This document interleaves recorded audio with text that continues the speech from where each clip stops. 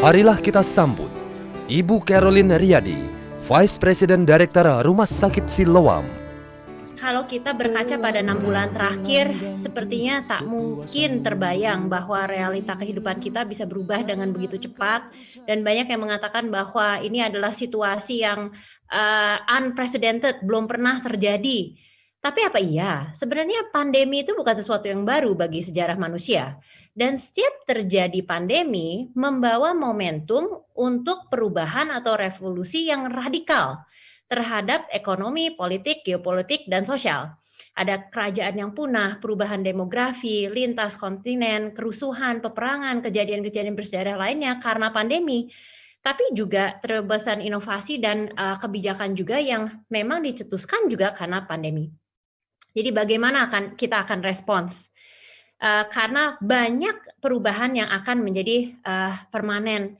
Bahkan ada yang mengatakan bahwa kehidupan kita nanti akan terpatok pada BC dan AC, tapi bukan 2020 BC atau tahun Masehi, tetapi ada yang mengatakan BC itu bukan before Christ dan AC after Christ, tetapi before coronavirus dan after coronavirus. Jadi yang akan mengatakan bahwa perubahan dari coronavirus ini akan sebegitu dahsyatnya sehingga kita akan berpatok pada kejadian ini sebagai suatu momentum yang sangat mengubah banyak hal. Jadi bagaimana dengan Siloam? Visi Siloam adalah menciptakan masyarakat yang sehat, utuh, produktif agar berperan serta di dalam pembangunan bangsa dan negara lah. Jadi semua usaha-usaha dan pengembangan Siloam selama 15-20 tahun terakhir ya demi tujuan tersebut, membangun rumah sakit di seluruh Nusantara, investasi dalam alat medis, membangun keahlian-keahlian klinis. Ini adalah tujuannya, yaitu visi kami itu. Nah, di masa COVID ini merupakan tantangan bagi Siloam seperti yang Pak Handi juga tadi sudah sharekan. Dan saya ingat sekali di sekitar bulan Maret itu pada saat kita melakukan perencanaan bagaimana kita akan menghadapi pandemi ini. Karena tentu kami akan ada di garis depan. Saya hitung-hitung dengan tim keuangan saya, kita kira-kira cukup cash, karena kalau krisis kan pasti cash yang dipikirkan.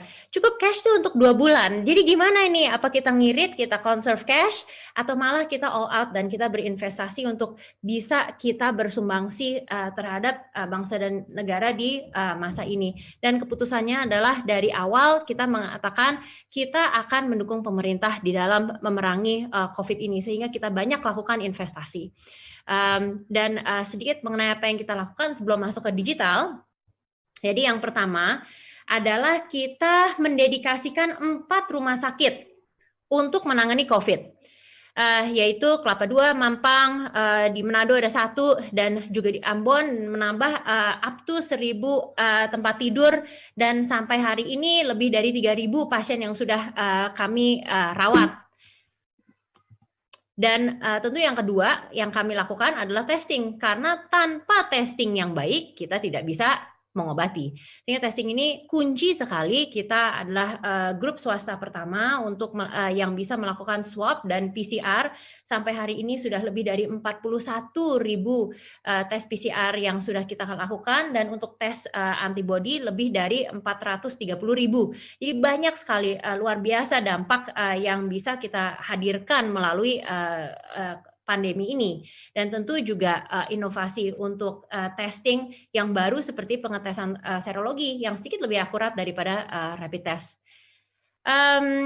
Tapi juga di sisi yang lain kami mempunyai tanggung jawab untuk tetap melayani pasien-pasien non-COVID, karena tentu penyakit itu tidak akan berhenti hanya untuk COVID. Masa COVID nggak ada jantung, masa COVID nggak ada diabetes, tidak seperti itu.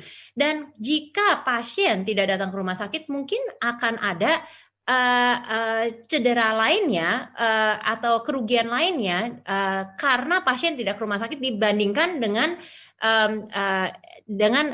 dampak dari COVID. Jadi sekarang yang kita lihat adalah banyak orang yang menunda kedatangan ke rumah sakit, tapi pada saat mereka sudah datang, kondisi itu sudah jauh lebih kritis. Mungkin ada darah di urin, tapi ditunda. Mungkin akan baik, tapi pada saat datang sudah sepsis misalnya ya. Dan jika kalau misalnya ibu-ibu takut untuk bawa anak-anak ke rumah sakit, untuk vaksinasi misalnya ya, bayangkan kalau kita 1-2 tahun tuh kita tidak vaksinasi, nanti selesai COVID akan ada pandemi untuk penyakit yang dulu sudah pernah dibasmi, polio, disentri dan lain sebagainya. Nah, jadi ini hal-hal ini penting sekali. Jadi kita membuat kampanye untuk mengingatkan masyarakat bahwa tetap perlu menjaga kesehatan, termasuk kalau perlu ke rumah sakit dan protokol-protokol yang kita lakukan untuk pembersihan dan lain sebagainya menjaga pasien-pasien tetap aman pada saat mereka datang ke rumah sakit. Jadi bagaimana dengan digital? Jadi banyak yang tadi sudah disinggung oleh Pak Handi. Nah, kita nih punya suatu perjalanan dari pasien sebelum masuk rumah sakit, pasien ada berada di dalam rumah sakit dan pasien sudah tidak berada di rumah sakit, sudah pulang. Jadi memang seperti yang Pak Handi katakan, untuk pelayanan kesehatan banyak yang tidak bisa digantikan oleh digital. Ambil darah, MRI, CT, tindakan endoskopi, tindakan-tindakan lainnya, itu tidak bisa digantikan. Tapi apakah berarti kita tidak bisa berdigitalisasi? Oh tidak, banyak sekali yang kami bisa lakukan dan dengan digital kami bisa lebih banyak touch point yang tadi Pak Handi katakan. Jadi touch point pada saat sebelum ke rumah sakit, saat di rumah sakit dan sudah keluar dari rumah sakit. Nah, dari pandemi ini sebenarnya apa yang proses dan perjalanan digitalisasi di Siloam ini sudah kira-kira mungkin 4 tahun kami bangun fondasinya dan lain sebagainya. Tapi memang pandemi ini mengakselerasi tren-tren yang memang sudah di dalam progres atau perkembangan. Salah satunya adalah digitalisasi. Salah satu contoh yang kami lakukan, kami akselerasi rencana untuk digitalisasi adalah untuk telekonsultasi. Tentu banyak hal tidak bisa digantikan oleh telekonsultasi, tetapi banyak hal di mana pasien sebenarnya tidak perlu ke rumah sakit. Jadi kita segera meluncurkan pelayanan telekonsultasi dengan partner kami, Aido. Dan ini kami luncurkan mungkin kira-kira 3-4 minggu setelah pandemi mulai di Indonesia. Nah, dengan adanya telekonsultasi ini, kami terus bisa melayani pasien-pasien kronis, pasien diabetes, pasien yang mengidap kolesterol, hipertensi, dan lain sebagainya. Karena kalau pasien dengan penyakit kronis, penting sekali manajemen dari penyakit itu tidak terputus. Jadi kalau kita sudah merawat dengan baik, tapi tiba-tiba 1 tahun pasien takut ke rumah sakit dan tidak berobat, obat juga tidak disesuaikan, nanti akan membuang semua usaha-usaha yang lalu yang sudah dilakukan. Nah, dengan telekonsultasi ini, pasien dapat tatap muka dengan dokter yang memang sudah dikenal, tentu melalui layar ya, tapi tatap muka. Dan dengan dokter yang tahu riwayat medis dari si pasien. Karena ingat, penyakit kronis yang penting adalah kesinambungan. Nggak bisa putus-putus, ganti-ganti dokter dan ganti-ganti plan, tidak bisa seperti itu. Jadi dokter yang sudah biasa merawat, yang tahu riwayat medis dari si pasien, dan apapun konsultasi, perubahan obat, penyesuaian obat, dan lain sebagainya yang dilakukan, dicatat kembali ke rekam medis dari si pasien di rumah sakit, di medical record, electronic medical record kami. Sehingga kembali lagi, kesinambungan itu tetap terjaga, pasien tetap mempunyai prognosis yang optimal untuk penyakit-penyakit kronis. Nah, ini di mana pasien bisa memilih spesialisasi, memilih dokter di rumah sakit yang sudah biasa dituju. Nah, yang kami juga akselerasi adalah home care. Karena sama seperti konsultasi, banyak hal yang pelayanan yang kita bisa lakukan sebenarnya tidak di rumah sakit. Jadi pengambilan sampel darah atau fisioterapi, banyak itu sebenarnya bisa dilakukan di rumah. Sehingga kami juga meluncurkan pelayanan home care melalui partner kami juga, Aido, di mana tetap dokter di rumah sakit yang biasa menangani pasien tersebut yang menentukan fisioterapi apa nih yang dibutuhkan. 2 bulan yang lalu stroke, sekarang masih perlu fisioterapi untuk mengoptimalkan fungsi tubuh. Oke, apa yang harus dilakukan? Kembali lagi, supaya plan itu terus terjaga, supaya kembali prognosis ini optimal. Nah, kami juga dengan adanya pandemi, kembali lagi ya, banyak hal yang terakselerasi yang melalui app yang sudah kami luncurkan tahun lalu, yaitu My Siloam. Nah, kenapa mycelium ini penting sekali bukan hanya di masa pandemi, tetapi untuk kesehatan secara umum. Kami percaya bahwa untuk sehat, pasien harus mempunyai rasa memiliki terhadap kesehatan dirinya sendiri. Nggak bisa tuh cuman dokternya yang ngoceh-ngoceh, istri yang ngoceh-ngoceh di rumah, jangan makan kebanyakan, olahraga. Nggak bisa. Pasien sendirilah yang harus mempunyai rasa memiliki terhadap kesehatannya sendiri.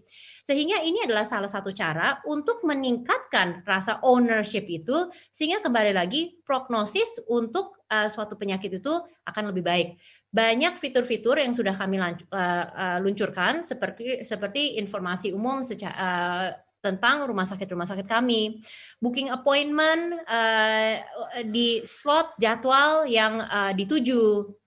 Jadi kalau dulu kan misalnya kita booking, setelah itu kita datang ambil nomor misalnya ya, syukur-syukur aja nomornya masih nomor kecil. Kalau datang tiba-tiba, waduh dapat nomor 40, waduh swab banget.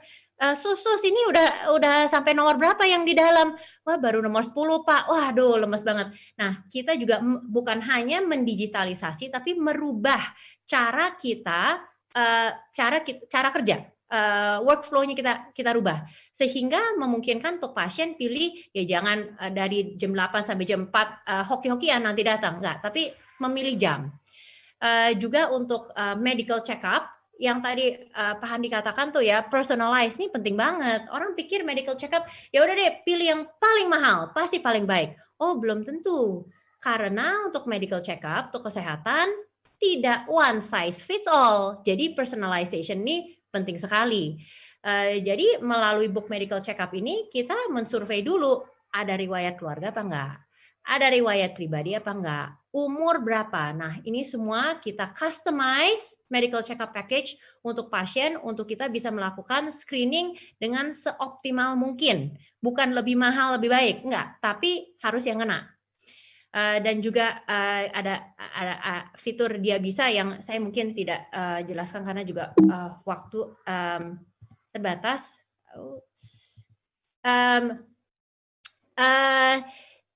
Ini saya jelaskan di next-nya aja. Salah satu yang kita luncurkan juga adalah patient portal, di mana pasien bisa mengakses medical history-nya dan kita akan terus tambahkan. Kembali lagi dengan prinsip pasien harus mempunyai rasa memiliki terhadap kesehatannya, kesehatan, riwayat kesehatan dan prognosis kesehatannya harus mau dong, harus menginginkan. Jadi ownership harus di situ. Nah dengan demikian patient portal ini memberikan informasi-informasi dari pasien yang bersangkutan dirinya sendiri yang bisa diakses melalui app. Contohnya registrasi OPD, IPD, reminder bahwa nanti udah ada jadwal kontrol loh dengan dokter si ini. Terus juga untuk hasil lab, kan biasanya kita ngambil darah, kita tunggu lama sekali, tapi nggak, hasil lab keluar di sini dan bahkan kita bisa lihat hasil lab itu ini seperti rapor kan ya, nilai rapor. Jadi tahun lalu kolesterol masih tinggi, tahun ini kolesterol sudah lebih baik. Nah, bisa memonitor dirinya sendiri seperti apa perkembangan kesehatan ini. Lalu juga obat-obatan yang dikonsumsi. Jadi sering sekali dokter minta pasien untuk mengkonsumsi obat seperti ini, pulang lupa atau nggak dicatat atau berubah terus mana ya catatannya. Nah, kita tampilkan, kita hadirkan di app ini. Tentu juga untuk pada saat ada perawatan, info untuk admission, dokter yang merawat, diagnosanya seperti apa. Dan ini menarik dan bill juga ya, karena tentu biaya adalah sesuatu yang selalu menjadi kekhawatiran pasien pada saat dirawat. Dan juga discharge tracking. Kenapa discharge tracking? Ini nih Pak Handi, memang benar banget semua orang maunya instan gitu ya. Padahal untuk proses pemulangan pasien di rumah sakit, wah kronis banget di rumah sakit mana-mana biasanya lama. Dan pasien mau tahu ini udah sampai mana. Nah di sini kita bukakan, jadi menciptakan sebuah transparansi. Oke, kita sedang minta ACC dokter untuk pulang. Oke, dokter sudah ACC. Kita sedang menyiapkan bill, sedang ACC untuk asuransi. Jadi pasien bisa lihat ini sudah sampai mana. Jadi dia tahu kira-kira akan berapa lama.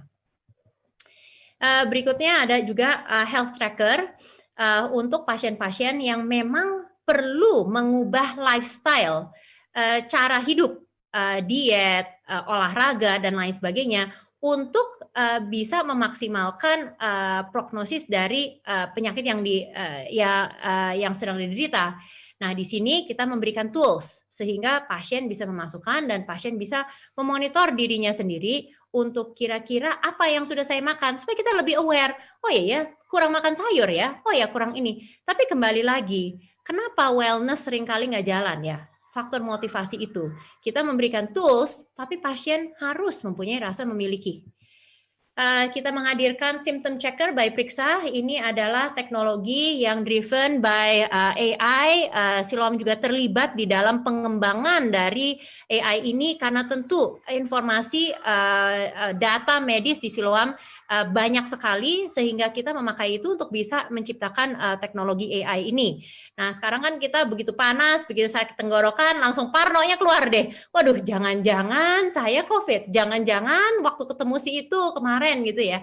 Jadi ini membantu pasien juga tahu kapan harus berobat, kapan harus ke emergency karena ini sudah kondisi emergency dan kapan bisa mengobati diri di rumah. Nah, ini adalah tools untuk membantu pasien. Dan juga health tips juga tujuannya adalah mengedukasi pasien sadar akan pentingnya hidup sehat dan bisa menjaga kesehatannya sendiri. Tentu banyak development lainnya panjang sekali kalau kita list di sini semua dan banyak fitur yang juga tidak saya sharekan. Tapi salah satunya misalnya payment kita akan masuk dan juga untuk health certificate. Oh ini coming soon-nya tapi Juni ini sudah.